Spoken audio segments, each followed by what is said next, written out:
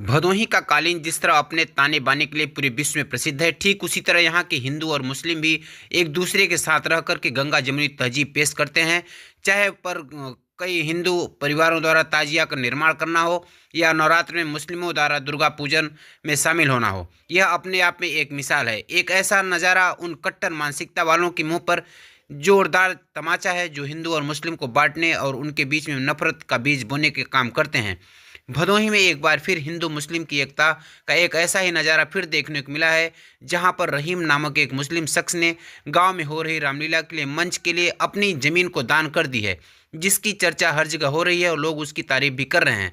मालूम हो कि भदोही जनपद के गोपीगंज क्षेत्र के बड़ा गांव में 1932 से हर वर्ष रामलीला का ऐतिहासिक मंचन किया जाता है, लेकिन जगह की कमी की वजह से रामलीला के लिए मंच नहीं बन पाया, क्योंकि आसपास लोगों की ज़मीन थी और जिसकी वजह से केवल नवरात्र के समय या रामलीला के समय ही वहाँ पे व्यवस्था होती थी और मंच नहीं बन सका था। लेकिन गांव के ही अब्दुल रहीम उर्फ कल्लन दर्जी ने ऐतिहासिक कार्य करते हुए अपनी पुश्तैनी ज़मीन रामलीला मंच के लिए दान करने की इच्छा जताई, तो ग्रामीणों ने काफ़ी खुशी जाहिर की। मालूम हो कि रहीम रामलीला में तमाम पात्र का अभिनय भी करे हैं और उनके इस पुनीत कार्य को सभी ने सहमति दी और अब्दुल रहीम द्वारा दान की गई जमीन पर विधि विधान से पूजन किया गया और मंच निर्माण कार्य भी प्रारंभ हुआ, जहां पर ग्रामीणों ने सहयोग देकर के रामलीला मंच के निर्माण में अपनी अहम भूमिका निभा रहे हैं। रामलीला समिति के अध्यक्ष आशीष सिंह ने अब्दुल रहीम के दरिया दिली की सराहना करते हुए बताया कि अब्दुल रहीम ने अपने कार्यों से एक मिसाल पेश की है जो बहुत ही सराहनीय है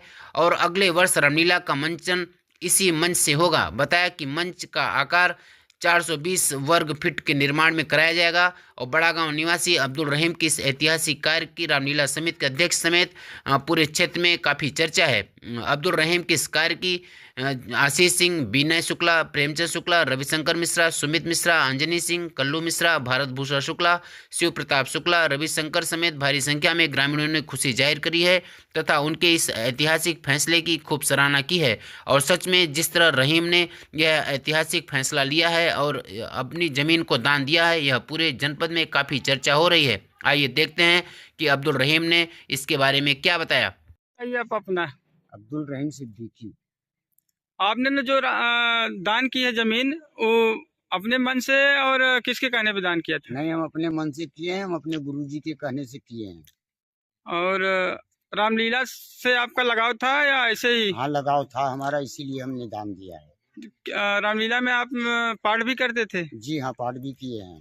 कौन कौन से पाठ लेते थे आपने? काल नेम का भी पाठ लिए हैं हम्म। और नाटक भी करते थे तो उसमें मामा माही का पाठ लेते थे और रामलीला में जो पाठ मिल जाता था वही ले लेते थे। जो जमीन आपने दान किया है, वहाँ आप कितने दिन से वहाँ रहते थे? वहाँ कम से कम हमारे आजापुर का पुरनिया सब निकल गए, कम से कम नहीं तो 200 बरस हो गए। आपने दान की थी वो कैसी जमीन थी?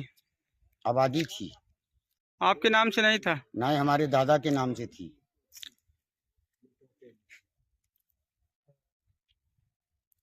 ग्राम सभा के लोगों ने आप दबाव दिया था कि आप अपने मन से? कोई दबाव नहीं हमारे ऊपर। ग्राम सभा का क्या सहयोग है आपके ऊपर? एकदम मदद कर रहे हैं वो लोग। कोई दिक्कत नहीं है? नहीं, कोई दिक्कत नहीं है।